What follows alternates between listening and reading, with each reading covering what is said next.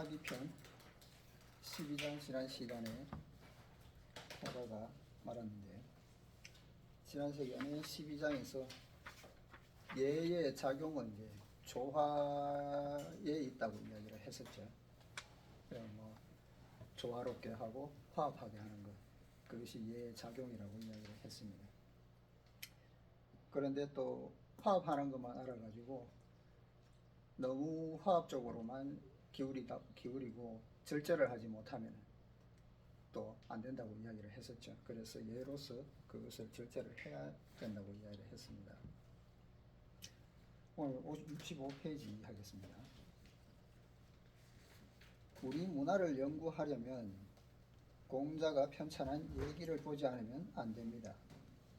예기는 우리의 초기 전통 문화를 모두 담고 있는 책입니다.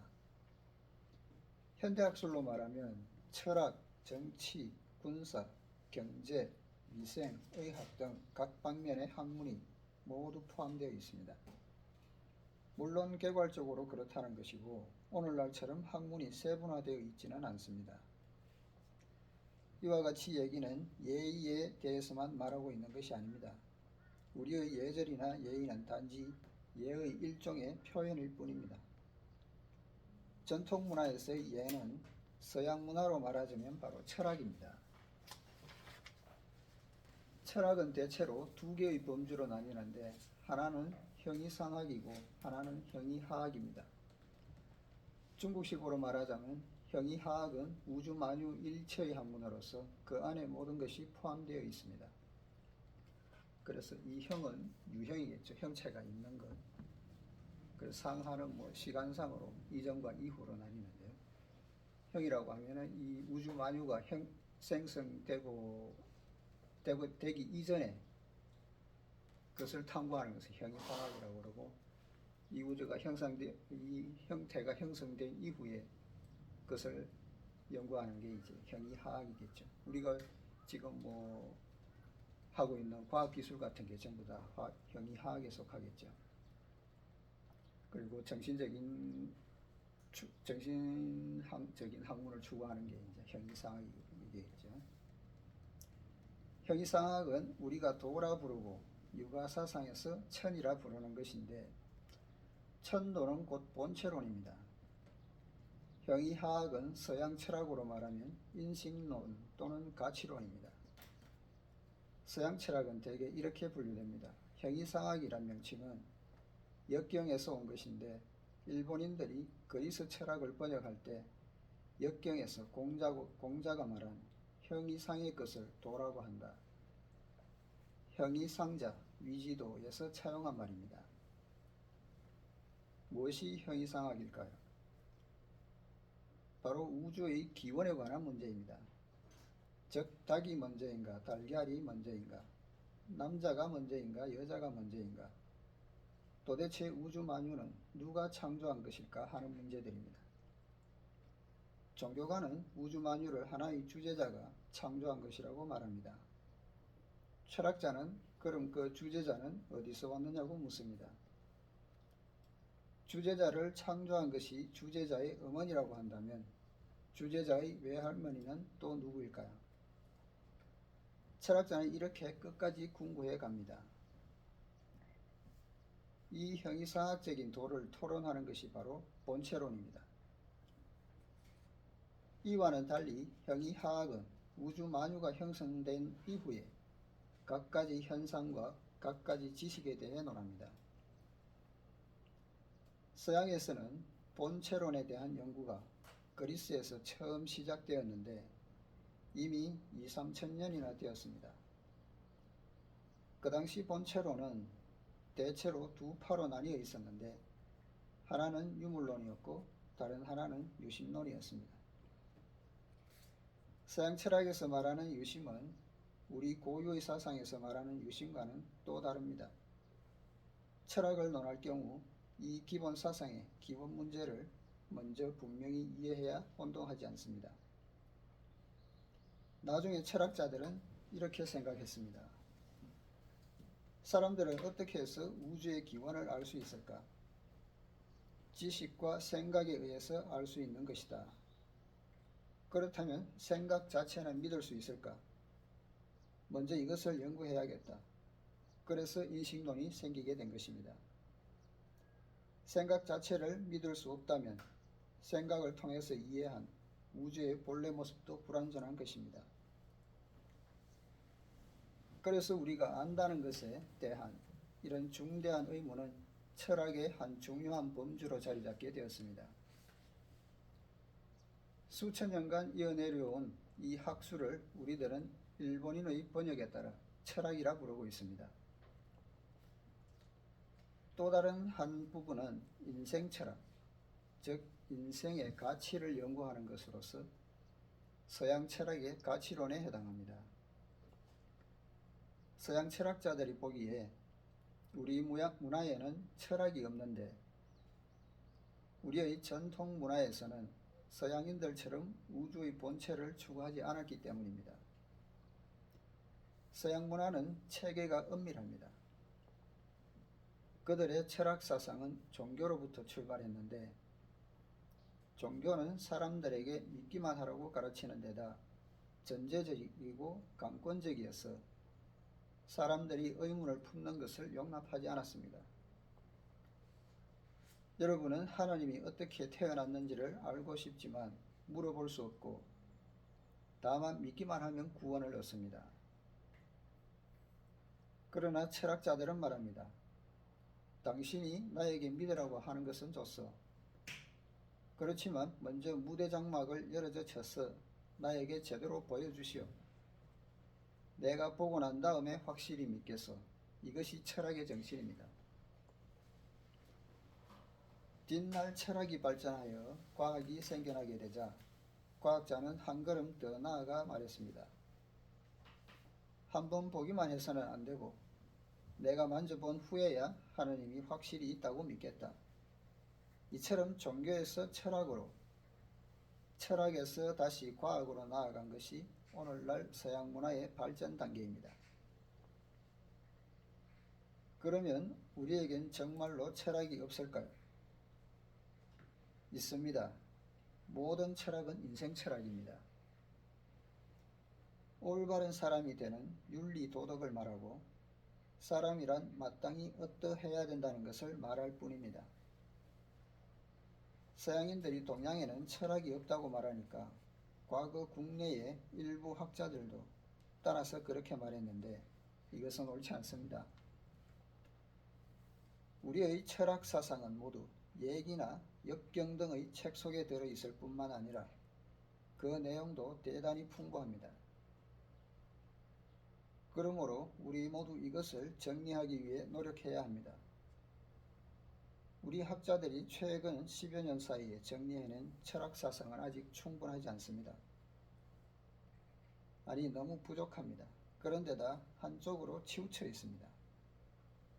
이 점에 있어서 우리 스스로 옛것을 익혀 새것을 알 수 있도록, 즉 옹고지신할 수 있도록 이 분야에 많은 노력을 기울여야 합니다. 지금 내가 말하고 있는 핵심의 예라는 것은 예의나 예절만이 아니라 형이상적인 철학과 형이화학적인 인생 운용의 일체를 포괄한다는 것입니다. 그래서 다음의 구절이 이어지고 있습니다.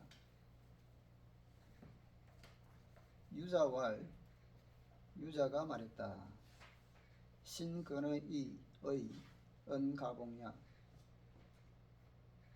신, 믿음, 즉 신의가 의에 가까우면 은가봉야, 말을 실천할 수 있다.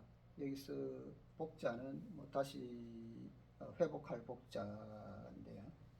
되돌린다는 뜻도 있고 여기서는 이제 실천하다, 이행하다는 뜻으로 해석이 됩니다. 가짜는 할 수 있다는 뜻이겠죠. 말을 실천할 수 있다.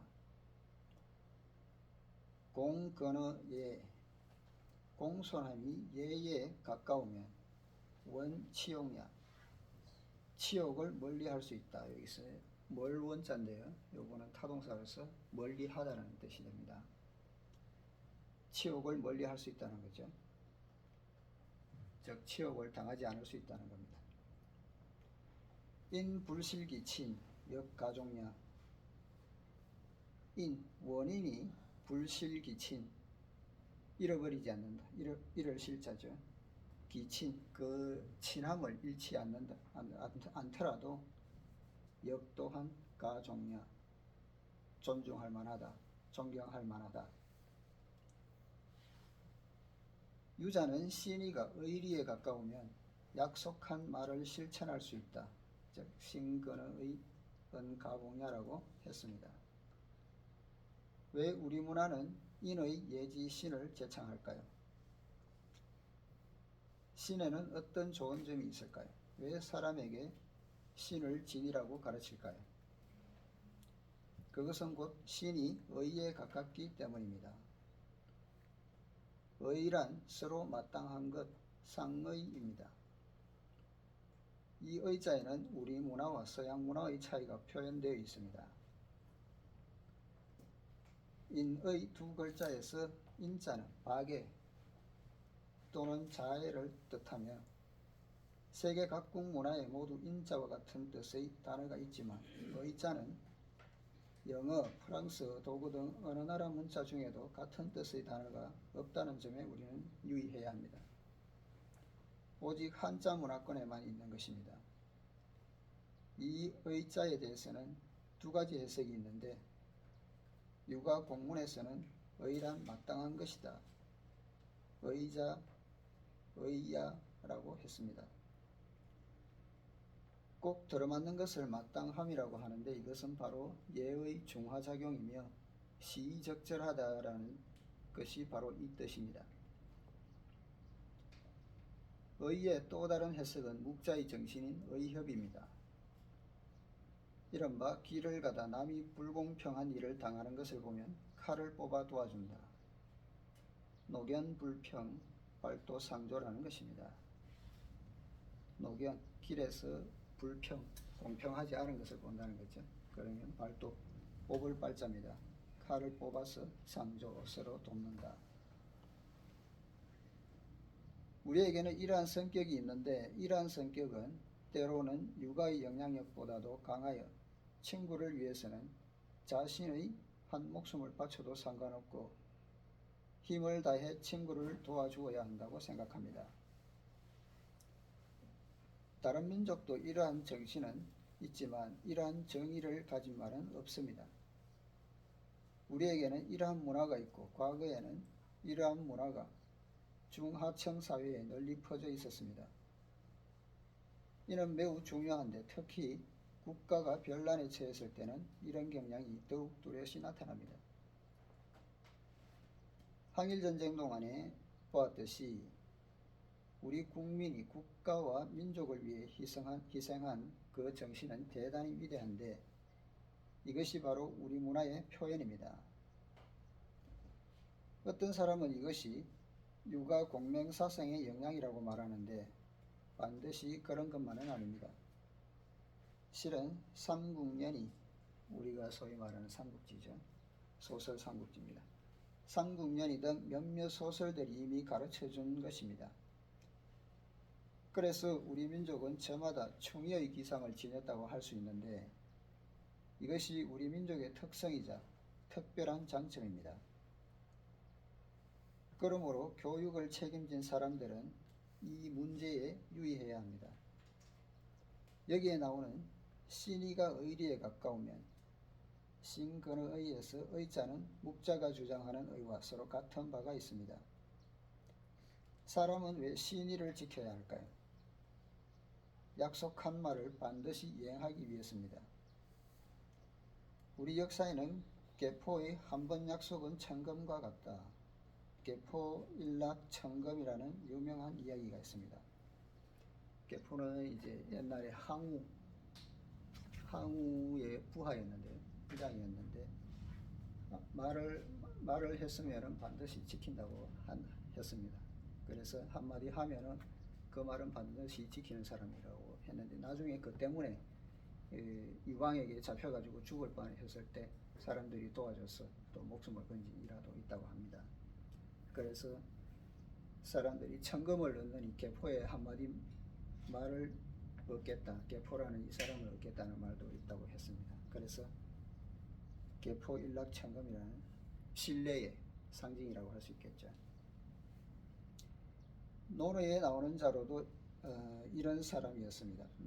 노래에 나오는 자로도 이런 사람이었습니다. 다음으로 약속한 말을 실천할 수 있다. 은가봉야를 봅시다. 신의를 지키는 사람은 헛소리를 할 수 없습니다. 왜냐하면 은가봉야라 말을 했으면 반드시 회복해야 하기 때문입니다. 회복은 무엇을 말할까요? 바로 자기가 한 말을 실천에 옮기는 것입니다. 다음으로 공손함이 예절에 가까우면 치욕을 멀리 할 수가 있다고 했습니다. 예절을 지키면서도 공경하는 마음이 있어야 한다는 것입니다. 여기서 공이란 공손하고 진지한 마음가짐을 말하는 것이지 결코 사람을 보고 절하는 것을 말하는 것이 아닙니다. 비록 절은 하지 않더라도 친구가 어려울 때 각별한 관심을 보이는 태도에서 그 마음을 알 수 있습니다. 사람이 남을 공경하는 것은 표면상의 태도도 중요하지만 더 중요한 것은 그 사람의 마음입니다. 이와 같이 남을 공경함이 바로 예입니다. 사람과 사람 사이에는 왜 서로 공경해야 할까요? 바로 무의미한 치욕을 초래하지 않기 위해서입니다. 원치욕입니다. 다음으로 하는 일의 동기에 어느 정도 사사로움이 있더라도 존경할 만하다. 인불실기친 역가종야라는 구절을 봅시다. 이는 곧 동기입니다. 곧 그 행동, 그 일을 하게 된 원인, 이유, 동기가 되겠죠. 전통문화의 기본 정조는 어버이를 가까이 모시고 백성에게 인자함을 베풀며 모든 것을 사랑하는 것, 즉 친친, 인민, 애물입니다. 인불실기친의 뜻은 사람이 하는 일에 사사로움이 완전히 없을 수는 없다는 것입니다. 이 문제는 앞으로 토론할 것입니다. 우리 문화에서 대공무사, 매우 공평해서 사사로움이 없다. 와 절대자사, 절대적으로 이기적이다. 자사는 이기적이라는 뜻입니다. 절대자사라는 두 가지 관념은 도가로부터 나왔는데 이 두 극단적인 사상은 우리들로서는 그대로 실천할 수 없습니다. 그러나 육아에서는 어느 정도의 이기심을 인정합니다. 예를 들어 모두 다 입을 옷이 없는데 내가 어디서 옷 하나를 얻었다고 합시다. 그러면 나는 먼저 아버지에게 입으라고 드리고 아버지가 입고 나서는 내게 입으라고 주시고 거기서 하나 더 생기면 이웃에게 입으라고 주는 것입니다. 남을 돕는 마음씨를 가까운 곳에서부터 먼 곳으로 점점 확대해 나가 남에게 미치게 하는 것입니다. 역가종은 이와 같은 모습이라면 존경할 만하다는 것입니다. 그래서 내하고 가까운 사람을 더 신경 쓰는 것은 인지상정이라는 이야기죠. 사람들이 가지고 있는 보편적인 생각이라는 겁니다. 그래서 약간 내하고 가까운 사람에게 좀 더 잘해주는 것, 그것까지 막을 수는 없다는 거죠. 그래서 그 친함을 약간 잃더라도 존중할 만하다는 건 이야기를 하는 겁니다. 위에서 말한 것들은 모두 항문하는 태도에 관한 것입니다. 그런 다음 다시 공자의 말을 인용합니다. 자활, 군자, 식, 무구포. 공자께서 말씀하셨다. 군자식, 군자가 식, 먹는 것에 대해서 식사함에, 먹음에, 무구포, 구하지 않는다. 포는 이제 배부를 포자입니다. 배부른 것을 구하지 않는다는 거죠. 그리고 거무구한, 거처한다, 산다, 그 참에 있어서는 안락함을 추구하지 않는다.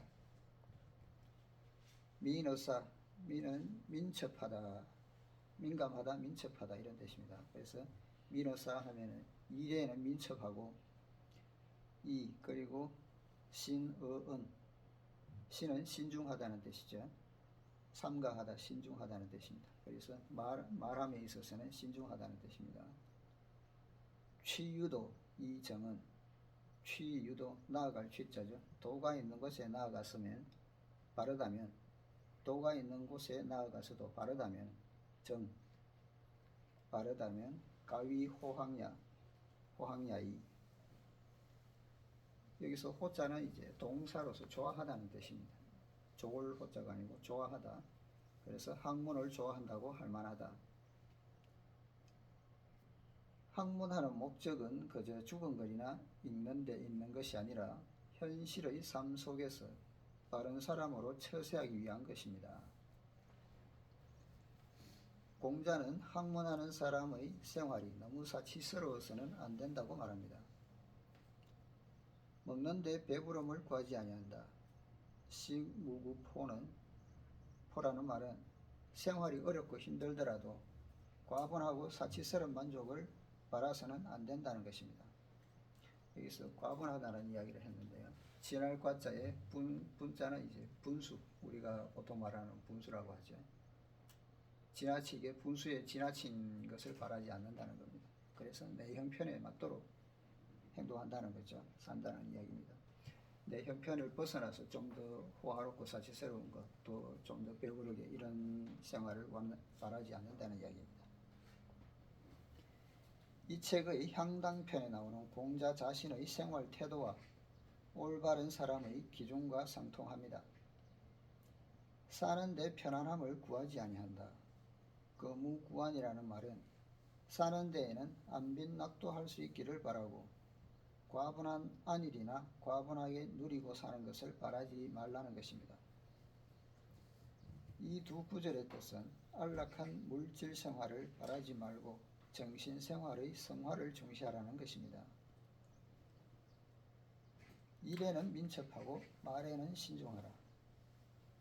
민어사 이 신어은이라는 말은 모든 책임이나 마땅히 해야 할 모든 일을 민첩히 처리하라는 것입니다. 말에는 신중하라. 곧 말을 함부로 해서는 안 됩니다. 그래서 몸은 가볍게 입은 무겁게 하라는 이야기겠죠. 도가 있는 곳에 비추어 자신을 바로잡는다. 취유도 이 정언에서 도는 학문 수양을 말합니다. 어떤 것을 도가 있는 곳이라고 할까요? 옛사람의 책입니다. 즉 성인의 말씀이나 책을 이야기하겠죠. 옛사람의 책에 도가 있으므로 책을 읽고 거기에 비추어 자신을 바로잡으라는 것입니다. 이렇게 해야 학문을 좋아한다고 말할 수 있습니다. 그래서 성인의 말씀을 듣고 배워서 내 몸가짐을 바로잡으면, 즉 도가 있는 곳에 나아가서 내 자신을 바로잡아서 바르게 할 수 있다면 학문을 좋아한다고 이야기할 수 있다는 거죠. 학위편에서는 책을 읽는 것이 곧 학문이라고는 결코 말하지 않으며 이 사실을 앞뒤 여러 곳에서 증명하고 있습니다. 그래서 앞에서도 이야기했듯이 무슨 잘못이 있으면 고치는데 기탄 없이 고치라는 이야기가 이 말이죠. 도에 비추어서 맞지 않다면 내 자신을 바로잡을 수 있는 것, 그것이 곧 학문이라는 이야기입니다. 이어서 자공에 대해 말합니다. 우리는 이 사람에 대해 특히 유의해야 합니다. 앞에서도 말했지만 자공은 공문 제자 중에서도 손꼽히는 학문가였을 뿐만 아니라 외교가이자 정치가여 오늘날의 관점으로 보면 상공업계의 거물이기도 했습니다. 사마천이 쓴 사기에 화식 열전이 있습니다. 화식이라고 하면 이제 화는 뭐 재물, 재산이나 재물을 이야기하겠죠. 식은 이제 우리가 번식이라고 할 때 정식, 번식 하지 않습니까? 불린다는 거죠. 그래서 재물을 불린다는 겁니다. 그래서 경제적인 관점에서 써내려간 내용이겠죠. 사기란 책은 우리의 역사 문화에서 대단한 가치를 지닙니다. 화식 열전은 크게 성공한 상공인들과 당시 사회의 쌍공업 발전 상황에 대해 이야기하고 있습니다. 과거 우리나라에서는 쌍업을 매우 경시했습니다. 산농공상이라는 말을 보더라도 상인은 마지막 넷째 계급에 놓일 정도로 사회에서 경시되고 있었음을 알 수 있습니다. 그러나 사마천은 특별히 상업의 중요성을 제기하고 이 화식 열전을 썼습니다.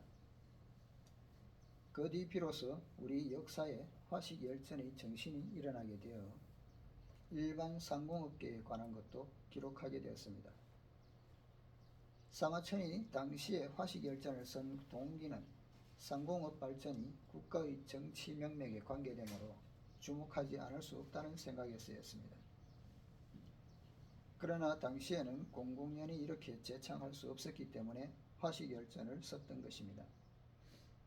화식 열전 속에는 사회 상황의 좋고 나쁨을 애둘러 비판하는 말들도 많이 들어 있습니다.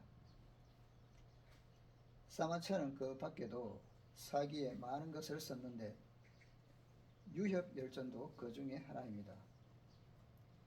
유협이라고 하면 떠돌아다니는 협객이라는 이야기입니다. 과거 사람들은 유협의 무리를 법에 어긋나는 것을 하는, 즉 주먹자랑이나 하는 무리로 여겼습니다. 그럼에도 불구하고 사마천은 특별히 유협 열전을 썼습니다. 사회가 낙후되었을 때나 동난이 있을 때, 또는 도덕이나 윤리, 인정, 법률 등 어떤 것으로도 어찌해 볼 수 없을 때에는 유협들이 내 무서운 주먹맛 좀 볼 테냐 하고 팔을 한번 뻗어 보이면 곧 조용해지고 문제를 해결할 수 있는 경우가 많았습니다. 그래서 사마천은 그런 정신이 대단히 유용하다고 느끼고 유협 열전을 썼던 것입니다. 사기를 연구해 보면 대단히 재밌는데 사마천은 전통 문화의 여러 가지 정신을 이 책을 통해 밝혀내었습니다. 우리는 자공을 이야기하면서 사기까지 들먹이게 되었는데 어쨌든 사마천은 화식 열전에서 특히 자공을 대단한 사람이라고 언급하면서 공자의 학술 사상이 뒷날 전해질 수 있었던 것은 전적으로 자공이 힘을 다한 덕분이라고 강조해서 말하고 있습니다. 다음에는 학문 수양을 말하면서 매우 중요한 자공과의 대화를 언급합니다. 자공말, 자공이 말했다. 빈이 무첨, 가난할 빈자죠. 가난할 빈, 첨자는 아첨할점 첨자입니다.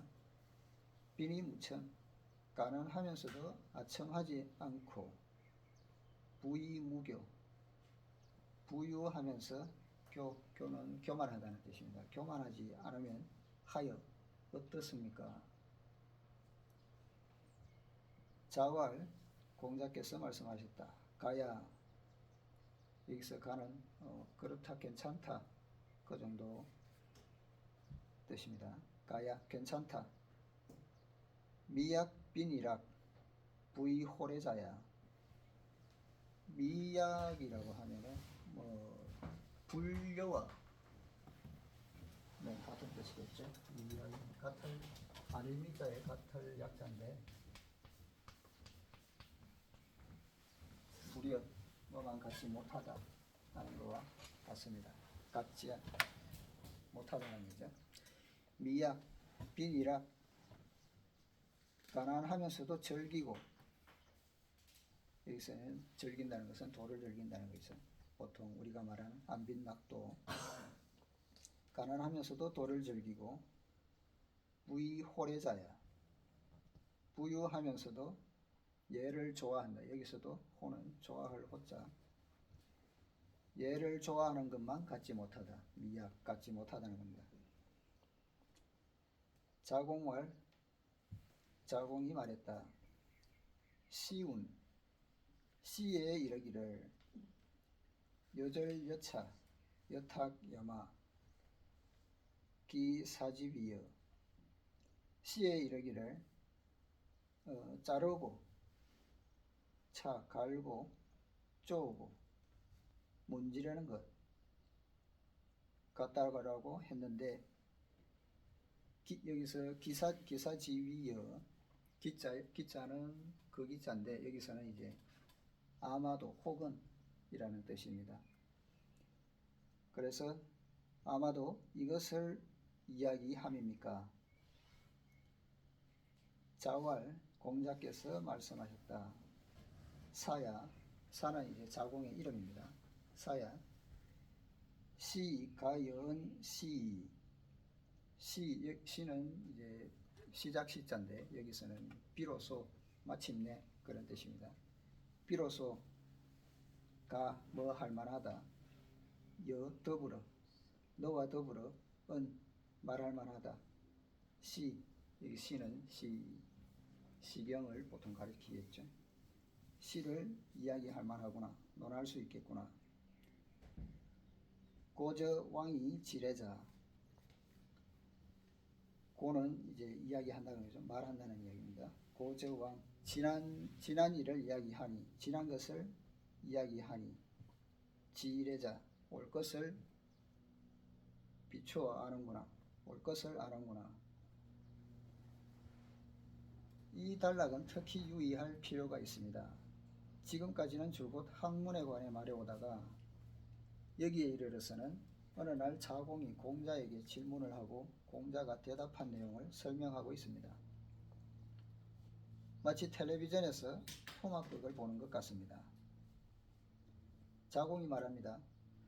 선생님, 사람이 궁해지고 불운해져도 남에게 아첨하지 않고 고개 숙이지 않으며 돈을 벌고 뜻을 이루더라도 남에게 교만하지 않을 수 있다면 어떻습니까? 이 어떻습니까? 하여를 극으로 연출한다면 감독은 연기자로 하여금 의기양양한 모습을 짓도록 할 것입니다. 자공은 이때 자기의 학문 수양이 이런 경지에 이르러 이미 훌륭하다고 생각하여 매우 만족하게 여기고 있는 듯합니다. 그래서 마음속으로 선생님이 틀림없이 칭찬하고 100점 아니면 적어도 90점은 주시리라 생각하고 있습니다. 그러므로 자궁의 이 어떻습니까는 선생님 제가 어떤가 좀 보세요 라는 뜻입니다. 이러한 자궁의 기분이 어떻습니까? 라는 한마디 말에 여실히 나타나 있습니다. 우리는 덕이하여 자신의 처지를 잃어버린다. 덕의 망형이라는 말을 흔히 듣습니다. 그러나 수십 년 동안의 개인적인 경험으로 말하자면 실의하여 자신의 처지를 잃어버린다. 실의망형이라는 말도 같이 덧붙이고 싶습니다. 어떤 사람은 본래 좋은 사람인데다 돈을 벌고 덕이했을 때는 일도 잘 처리하고 대인관계도 원만하며 예절이 밝지만 한번 시리하게 되면 사람을 만나는 것조차 싫어하여 피하기만 하고 온갖 고민과 열등감에 빠져 사람이 완전히 변해버립니다. 즉 시리하여 자신의 처지를 잃어버리는 것입니다. 이 반대 경우도 있겠죠. 옛날에 보통 뭐 재개발 같은 거 해가지고 졸부들이 나오면은 옛날에는 뭐 가난했을 때는 사람이 좀 예절도 바르고 뭐 이렇게 했었는데 좀 졸부가 되면서 갑자기 부자가 되면은 교만해지는 사람들이 있죠. 또 그렇게도 이야기할 수 있고 그래서 뭐 덕이망형이라는 말이 나올 수도 있는 거죠. 그래서 나는 부귀도 마음을 방탕하게 할 수 없고 빈천도 절개를 바꾸게 할 수 없으며 권세와 무력도 지조를 굽히게 할 수 없다. 부귀 불능음, 빈천 불능이, 위무 불능굴이라는 맹자의 말이 마음에 깊이 와닿습니다. 사람이 학문을 하며 빈천도 절개를 바꾸게 할 수 없다는 한마디의 경지에만 이르려고 해도 대단한 수양이 필요합니다. 내일 아침 끼니 때울 것도 없는데 절개를 지킨다. 쉽지 않죠. 만약 그런 상태에 빠져 있는데 누군가 옆에서 좀 도와줄 테니 어떤 일을 나쁜 일이라도 좀 해달라고 하면은 그 유혹에 빠지기가 쉽다는 이야기입니다. 그래서 빈천한데 절개를 지키는 것은 매우 어렵다는 거죠. 쓸쓸함을 견딜 수 있고 평범, 단박함을 참을 수 있으며 오직 대영웅이라야 진실한 그대로의 모습일 수 있다. 유대영웅 능본색. 오직 큰 영웅이라야 그 본색을 갖출 수가 있다는 것, 그대로의 모습을 유지할 수 있다는 거죠. 덕이해도 그 모습 그대로이고 시리해도 그 모습 그대로이며 입을 옷이 없거나 배가 고파도 그 모습 그대로일 수 있는 것은 최고의 수양 경지여서 이런 수준에 도달하기란 참으로 어렵습니다. 그래서 앞에서도 나왔지만은 어떠한 상황에 있어서도 도에 비추어 봤을 때 자신을 바로잡을 수 있고 거기에 도에 비추어 봐서 바르다면 그 사람이 진정으로 학문하는 사람이라는 거죠. 그리고 그런 사람이 최고의 경지에 이른 사람입니다. 그러므로 자공이 말한 가난해도 아첨하지 않고 부유해도 교만하지 않다. 비리무천 부의무교라는 것은 확실히 쉽지 않은 일입니다. 그렇지만 공자는 자공에게 90점을 주지 않고 괜찮다, 가야라고만 했을 뿐입니다. 그리고 또 그 다음에 그러나라고 하면서 말을 더했는데 왜 그러나일까요? 그러나 가난하면서도 도를 즐거워하고 부유하면서도 예를 좋아하는 것만 못하다. 미약, 빈이락, 부의호래자야 라고 했지요. 가난해지고 시리했을 때 남에게 고개 숙이지 않고 아첨하지 않을 정도로 수양이 있더라도 그런 자신을 대단하게 여기고 남을 깔본다면 실은 수양이 부족하다는 것입니다. 또는 어떤 사람은 훌륭한데 자기는 아직 그만 못하다고 느끼는 것도 자기를 남과 비교하는 심리이며 적대적인 심리로서 그 역시 수양이 부족한 것입니다. 마찬가지로 부유하면서도 교만하지 않고 예의로서 남을 대하는 수양에 이르렀다 하더라도 자기는 돈도 많고 지위도 있으니 이런 태도로 사람을 대하지 않으면 안 된다고 느낀다면 이 태도도 옳지 않으며 여전히 우월감을 가지고 있는 것이 됩니다. 그러므로 진정한 평담을 이루려면 어느 위치, 어느 환경에서나 소박하고 담담해야 옳습니다. 그래서 공자는 자공에게 네가 말한 그 정도는 합격선에 이르렀을 뿐이다. 거기서 한 걸음 더 나아가 가난하면서도 즐거워하고 부유하면서도 예를 좋아하는 빈이락 부의호래 정도에 이르러야 한다고 말하고 있습니다. 즉 안빈낙도해야 한다는 것입니다. 그러나 가난을 편히 여기기란 대단히 어렵습니다. 중용에 보면 군자는 부귀에 처해 있으면 부귀한 대로 행하고 빈천에 처해 있으면 빈천한 대로 행한다. 군자 소부귀, 소자는 이제 본디 소자 바탕이라는 뜻이고요. 분수를 지킨다는 뜻인데 바탕이 부귀하다는 뜻입니다. 그래서 근본이 부귀하다는 거죠. 그래서 부귀에 처해 있으면 행호부귀, 부귀한 대로 행하고 소빈천, 빈천에 처해 있으면 행호빈천, 빈천한 대로 행한다.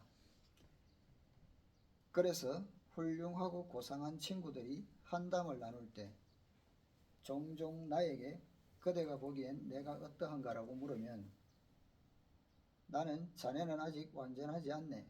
자네는 고상하지만 약간 구차하게 고상함을 추구하는 데 불과하네 라고 대답합니다. 사람은 고상해야겠지만 어떤 사람은 구차하게 고상함을 추구하거나 자기 자신의 고상함을 표방하기 위해 희생의 고통을 참는 경우도 있습니다. 우리가 보통 흔히 하는 말로 척한다는 거죠. 고상한 척. 그렇지만 그렇게 할 필요가 없습니다. 이것은 평담하지 않습니다. 평담하지 않은 것은 올바르게 함양된 정신이 아닙니다. 그래서 공자는 자공에게 안빈낙도해야 하고 소박해야 한다고 말합니다. 겨우 교만하지 않은 정도에 이런 것은 훌륭하다 할 수 없다. 거기서 한 걸음 더 나아가 예를 좋아하며 남을 존중하고 사랑하는 데까지 이르러야 한다. 고 공자는 말하고 있습니다. 부유하면서도 예를 좋아해야 한다는 것은 우리가 경제계 인사들과 접촉해보면 알 수 있는데 돈이 많은 사람들 중에는 대단히 보기 싫은 사람이 있습니다. 학식도 없고 재간도 없으며 하는 말마다 속되어 들어줄 수가 없습니다. 부유하다고 반드시 예를 좋아하는 것은 아닙니다. 예를 좋아한다는 것은 꼭 예의를 중시하는 것만이 아니라 학문을 하며 바른 사람이 되기 위해 여러 가지 면에서 겸허한 마음으로 진보를 추구하는 것입니다. 가령 부유한 사람이 끊임없이 학문을 추구하고 끊임없이 사람의 도리를 중요시한다면 정말 훌륭한 일입니다. 어떤 사람은 사업에 성공하게 되면 친한 친구들과도 관계를 끊어버리는 일이 많은데 이것은 매우 유감스러운 일입니다. 자, 이제 다시 본문을 계속 읽어보면 공자의 말에 자공이 성복하였으며 공자가 훌륭했음을 알 수 있습니다. 자공은 시 한 구절을 인용하여 말합니다. 시에 이르기를 자르고 갈고 쪼고 문지르는 것 같다고 했는데 바로 이를 두고 한 말이군요. 시운, 여절, 여차, 여탁, 여마, 기, 사지위여. 이 시는 앞서 살았던 옛사람이 지은 것으로 당시에 널리 퍼져 있었습니다. 여절, 여차, 여탁, 여마 이 8자는 옛날 시에 나오는 원문을 인용한 것입니다. 이 시는 옥석을 가지고 일하는 방법을 말하고 있습니다. 처음에는 대만 화련지방의 옥석처럼 책상판만한 돌덩이를 사가지고 옵니다. 그 안에는 몇백 개의 옥가락지를 만들 만큼의 옥이 들어있을 수도 있고 겨우 10개나 8개를 만들 만큼만 들어있을 수도 있습니다. 옥 제품을 만들기 위해서는 먼저 톱으로 돌을 자르는데 이것이 절입니다. 자를 절자죠. 다음에는 옥을 찾아내어 돌 부분은 줄로 갈아 없애는데 이것이 차입니다. 갈차자입니다. 그 다음에는 무늬 같은 것을 새겨 가락지 모양이나 달걀 모양이나 팔찌 모양 등 일정한 형식이나 기물을 만드는데 이것이 탁입니다. 쪼을 탁자죠. 옷 같은 거 가공하는 거 보면 톡톡톡톡 두드려 가지고 가공하는 거 그걸 탁입니다. 그런 다음에 다시 옥을 반들반들하게 문질러 눈부신 빛이 나도록 하는데 이것이 마입니다. 여기에서 유래한 절차턱마라는 말은 교육을 비유하는 말로 쓰이고 있습니다. 사람은 태어나면 교육을 받아야 하고 차츰 인생을 경험하면서 학문이 진보할수록 정밀하게 연구를 해야 하며 나이가 들어가면서 학문이 어렵다는 것을 체험해야 합니다. 자공이 시에 이르기를 자르고 갈고 쪼고 문지르는 것 같다고 했는데 바로 이를 두고 한 말이군요 라고 말한 것은 공자에게 성복했다는 뜻을 내포하고 있으며 학문은 옥을 자르고 갈고 쪼고 문지르듯이 해야 한다는 것을 알았습니다 라고 말한 것이나 다름없습니다. 그러자 공자는 자공에게 대답하였습니다. 사야, 비로소 너와 시를 논할 수 있겠구나. 한 가지 이치를 일러주었더니 스스로 더 나아가 다른 이치까지 미루어 하는구나. 시가연 시 고저왕이 지뢰자. 사는 자공의 이름으로서 공자가 자공에게 한 말은 다음과 같은 뜻입니다. 네가 이 이치를 알았으니 이제는 책을 읽어도 되겠구나. 또 시를 읽어도 되겠다. 방금 내가 너에게 한 가지 이치를 가르쳐 주었더니 너는 스스로 더 나아가 다른 이치까지 미루어 알아냈으니 말이다.